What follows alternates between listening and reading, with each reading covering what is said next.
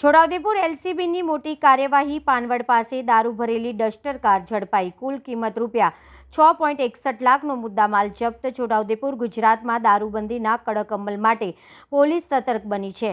ત્યારે Chhota Udepur local crime branch એલસીબીએ Panwad police station વિસ્તારના ટવા ગામેથી વિદેશી દારૂનો જથ્થો ઝડપી પાડવામાં મોટી સફળતા મેળવી છે.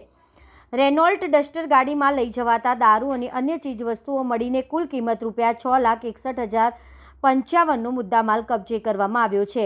વડોદરા વિભાગના પોલીસ મહાનિરીક્ષક શ્રી સંદીપસિંઘ અને છોટાઉદેપુર પોલીસ અધિક્ષક શ્રી ઇમ્તિયાઝ શેખની સૂચના મુજબ પ્રોહિબિશનની પ્રવૃત્તિઓ ડામવા માટે એલસીબી ઇન્સ્પેક્ટર શ્રી એમ.એફ. ડામોરના માર્ગદર્શન હેઠળ પોલીસ ટીમે પેટ્રોલિંગમાં હતી. આ દરમિયાન બાતમીના આધારે સફેદ રંગની રેનોલ્ટ ડસ્ટર નંબર GJ16 BK 2496માં ગેરકાયદેસર રીતે દારૂનો જથ્થો લઈ જવામાં આવી રહ્યો છે.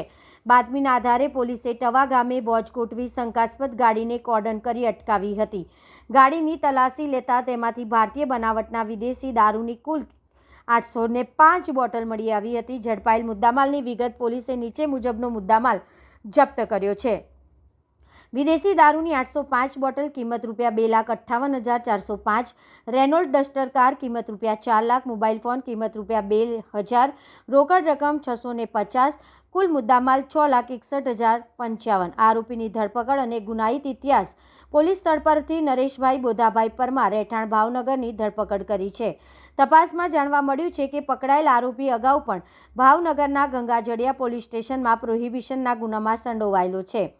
આ કેસમાં અન્ય 2 આરોપીઓ કુગરાસિંઘ વીરસિંહભાઈ તોમર, રહેઠાણ મધ્યપ્રદેશ અને કિંજલભાઈ પ્રવીણભાઈ મકવાણા, રહેઠાણ ભાવનગરને પકડવાના બાકી છે.